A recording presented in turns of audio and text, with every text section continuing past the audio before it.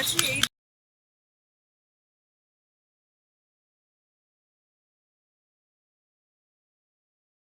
Good morning friends, এখন ভোর 5টা বাজে। কালকে আপনারা দেখেছিলেন আমরা রক্সল পৌঁছতে পারিনি, মানে এই হোটেলটাতেই আমরা কালকে ছিলাম একদম রাস্তার পাশে। আর এখন আমরা রওনা দিচ্ছি রক্সলের জন্য। রক্সল থেকে নেপালে ঢুকবো বীরগঞ্জে, সেখানে বানসার করব, তারপরে বেশি শহরের দিকে যাব। আমরা এখনই বেরিয়ে পড়ব। তাহলে চলুন আজকে জার্নিটার সাথে আপনারা থাকুন, সমস্ত কিছু আপনাদের সাথে শেয়ার করতে করতে যাব। তবে তার আগে আমার চ্যানেলটাকে অবশ্যই সাবস্ক্রাইব করবেন এবং ভিডিওগুলোকে লাইক ও শেয়ার করে দেবেন।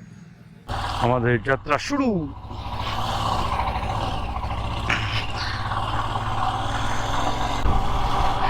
এবার আমরা চললাম রক্সলের পথে। আজকে বর্ডার ক্রস করে যতটা যাওয়া যায় বেশি শহরের দিকে আমরা ততটাই যাব। এখান থেকে রক্সল যেতে প্রায় ঘন্টা 2 সময় লাগবে। আর এখন তো রাস্তা পুরোটাই ফাঁকা, কালকের মতো আর জ্যাম নেই এখন। আর সত্যি বলতে কালকে আমরা জ্যামে একদম নাজেহাল গিয়েছিলাম শেষের দিকে, তাই আর এগিয়ে যাইনি। আর এখন এই ভোরবেলা কিন্তু বেশ ভালোই ঠান্ডা লাগছে। আজ একটা নতুন দিন, আর নতুন করে আজকে আমাদের জার্নিটা শুরু হচ্ছে। তো চলুন আমাদের সাথে থাকুন।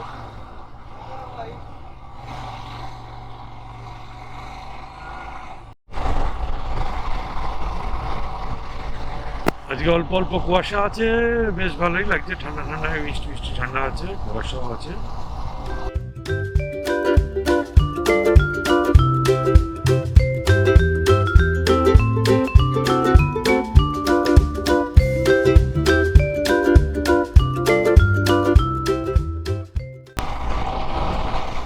দেখুন সামনে পুরো ফাঁকা রাস্তা আর নীল আকাশ, আর বাইক একদম তীর বেগে ছুটে চলেছে। দারুণ লাগছে আজকের এই জার্নিটা।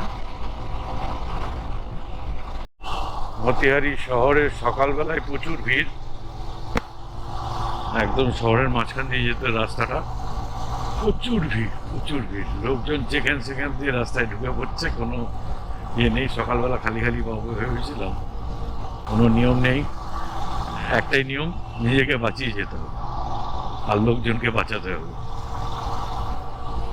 কোনো ট্রাফিকের রুলের ব্যাপার নেই, ট্রাফিকেরও ব্যাপার নেই, ট্রাফিক পুলিশ সিগন্যাল কিচ্ছু নেই, অদ্ভুত নিয়ম। তবে একটা সুবিধা, কোনো ফাইনেরও ব্যাপার নেই।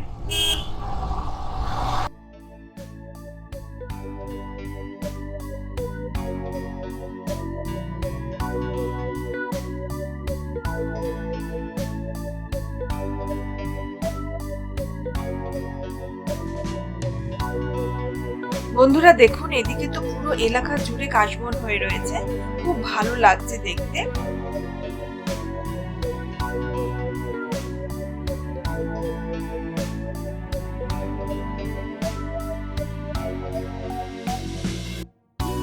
আর এখন এই ডান দিকে সরু নিচের রাস্তাটা ধরে আমরা এগিয়ে যাব।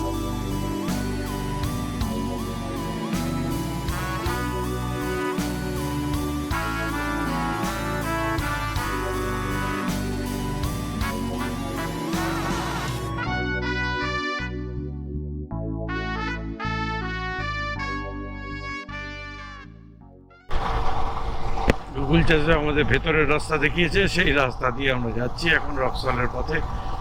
বেশ ভেতরে গ্রামের মধ্যে দিয়ে যাচ্ছি, রাস্তাটা গ্রামের মধ্যে দিয়ে কিন্তু সুন্দর লাগছে। রাস্তাটা সত্যিই সুন্দর, একটু সরু কিন্তু সুন্দর, কোয়ালিটিও রাস্তার ভালো, এমনি সুন্দরও রাস্তা।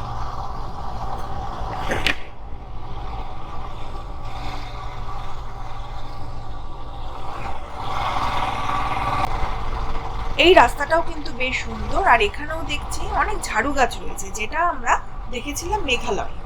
আপনারা যারা আমার মেঘালয়ের ব্লগটা দেখেননি তারা কিন্তু অবশ্যই দেখে নেবেন, আর সাথে আমার চ্যানেলটাকে তো সাবস্ক্রাইব করবেন।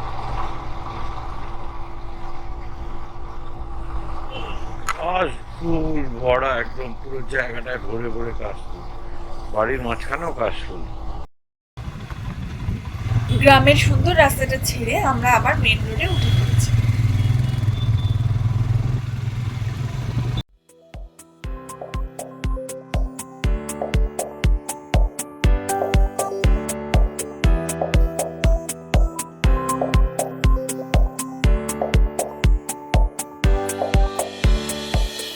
আমরা টানা 1.5 ঘন্টা বাইক জার্নি করার পরে এইখানে একটু দাঁড়ালাম জাস্ট চায়ের জন্য। এই দোকানটাতে পেছনে যে দেখছেন এই দোকানটাতে একটু চা খাবো, সূর্যের আলো আসছে খুব, চা খাবো, খেয়ে তারপরে আবার রক্সলের দিকে রওনা দেবো। রক্সল এখান থেকে আর বেশি নেই, 8 কিলোমিটার মতো আছে বাকি। রক্সল থেকে বীরগঞ্জ যাব, সেখানে বানসার করতে হবে। তাহলে আমরা চাটা খেয়ে নিই, খেয়ে তারপরে আবার জার্নি শুরু করছি। কি বিস্কুট আছে? नमकीन वाला, मेरी वाला, মেরি। मेरी।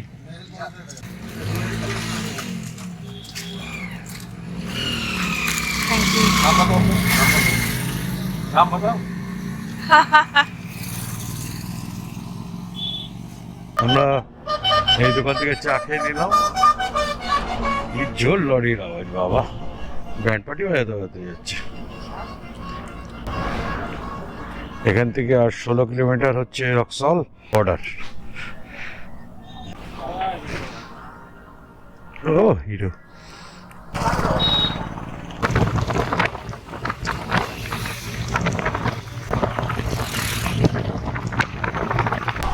আমরা রক্সল সিটিতে ঢুকে গেছি, আর কিছুক্ষণের মধ্যেই আমরা নেপাল বর্ডারে পৌঁছাবো।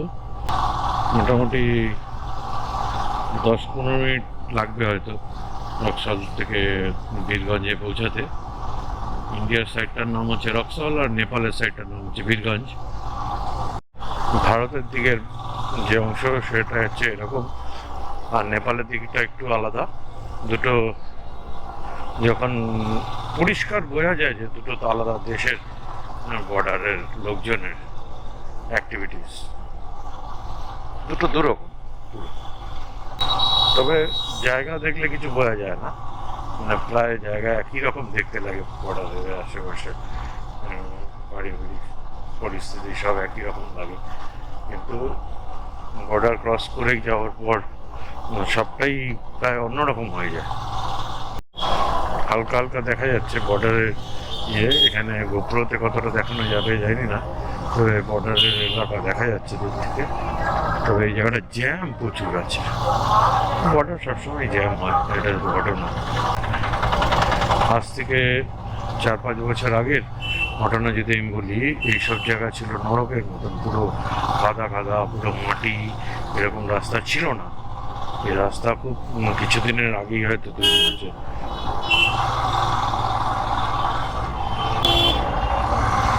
বুঝতেই পারছেন কেরম জ্যাম। এখানে টাঙ্গা গাড়িও চলে, অটো চলে, সব রকম গাড়ি চলে, বাস চলে, সব একসাথে একই রুটে চলে। কখনো কখনো খুব জ্যাম থাকলে এই রাস্তা দিয়েও অনেকে পাস করে, এর উপর দিয়ে। আর কিছুক্ষণের মধ্যেই বর্ডার দেখা যাবে।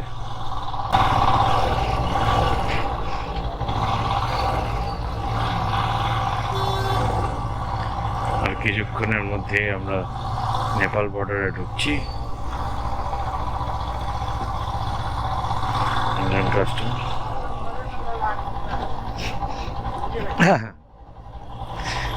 इस एरिया में वीडियोग्राफी अलाउ नहीं है। ठीक है, बंद कर देते। নেপালের রাস্তা শুরু বর্ডারে। এটা হচ্ছে নো ম্যানস ল্যান্ড। এই জায়গাটা হচ্ছে না ভারতের না নেপালের। এই আমরা নেপালের সেই গেট দেখতে পাচ্ছি, সবার পরিচিত সেই গেট, পরিষ্কার দেখা যাচ্ছে। নেপালের দিকে যাচ্ছি, নেপালের পতাকা দেখতে পাচ্ছেন, অনেকের দিকে অনেক বড় পতাকা। ছবি তুলে নিতে পারো। ছবি তুলবে? হ্যাঁ, অবশ্যই। এখন আমি ইন্ডিয়া নেপাল বর্ডারে দাঁড়িয়ে আছি। এই দেখুন পেছনে নেপাল আর ইন্ডিয়ার বর্ডারে যে গেট সেটা দেখা যাচ্ছে। অনেক দিন ধরে যে প্ল্যানটা করেছি সেটা আলটিমেটলি সাকসেস হতে চলেছে। খুব ভালো লাগছে, কি এরকম মানে এক্সাক্ট ফিলিংসটা আমি ঠিক বোঝাতে পারবো না, ভীষণই ভালো লাগছে। চলুন ওই গেটের সামনে যাই।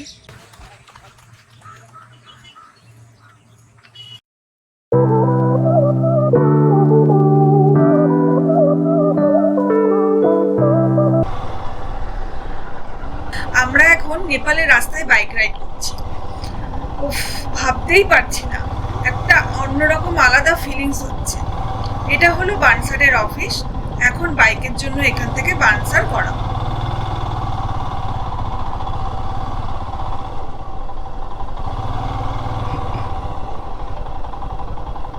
আমরা বানসারের জন্য একজন এজেন্টকে দিয়েছি আরসি। সে বললো 45 মিনিট তো টাইম লাগবে, তার জন্য এখন আমরা এখানে নিরুপায় হয়ে বসে আছি। জাস্ট ওয়েট, আর কিছুক্ষণের জন্য তারপরে আমরা রওনা দেবো বেশি শহরের দিকে। বিষয়টা হচ্ছে আজকে যতটা যাওয়া যায়, কারণ এখানে কাগজপত্র ইয়ে করতে যতটা টাইম লাগে দেখে নিই, যদি খুব দেরি না হয় তাহলে বেশি শহর দিয়ে পৌঁছাবো। লেট হচ্ছে আগে সবটাই নির্ভর করছে টাইম। আসলে ওরকম কাউকে বাধা ধরা কোনো সিস্টেম নেই। হ্যাঁ, সে তো আমরা জানি, আমরা বাধা ধরার নিয়মে চলিও না যে এখানে পৌঁছতেই হবে, কারণ আমরা সমস্ত চারিদিকটা আমাদের মতো করে চলি, আর চারিদিকটা দেখতে দেখতে দেখতে দেখতে থামতে থামতে যাই, যখন যেখানে ভালো লাগে দাঁড়াই। তো সেরকম কোনো বাধা ধরার নিয়ম নেই, মানে আর কি টার্গেট ছিল বেশি শহর, এবার যতটা যাওয়া যায় ততটাই যাবো আর কি। মানে এখন থেকে আর কি টাফ জার্নি শুরু হচ্ছে, যেটাকে বলা হয় মেন লড়াই। কারণ এই দুদিন তো মানে খুব ভালো রাস্তাই পেয়েছি, একদম পুরো ঝা চকচকে রাস্তা ছিল, আর এখন থেকে সেটা সম্পূর্ণ উল্টে যাবে, পুরো একদম অফ রুটে ভর্তি। মানে এখনো কিছুটা আছে, মানে বলতে পারেন কালকে থেকে পুরো অফ রুটই অফ রুট। আর এদিকে দাদা কি করছো? দাদা এখন মোবাইল নিয়ে খেলা করছে, স্ট্যাটাস দিচ্ছে ফেসবুকে স্ট্যাটাস। আমরা এখন ফরেনার এখানে। ঠিক আছে, ওয়েট করি বানসারটা আসুক, তারপরে আবার রওনা দেবো। বাইকের বানসার পেতে এখনো অনেকটা টাইম লাগবে, তাই আমরা এই ফাঁকে চলে যাচ্ছি মার্কেটে। মার্কেট থেকে মানি এক্সচেঞ্জ করিয়ে নেবো, আর সিম কার্ডটাও নিয়ে নিতে হবে, সেজন্য এখন মার্কেটে যাচ্ছি।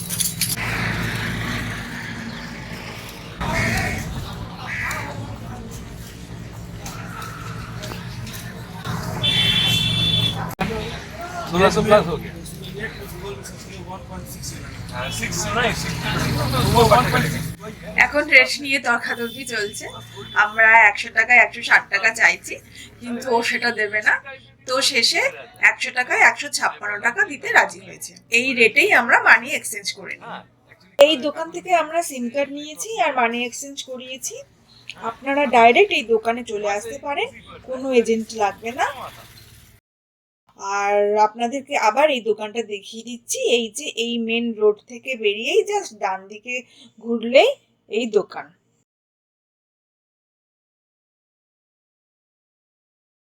এই যে এখানে এখন মানি এক্সচেঞ্জ হচ্ছে।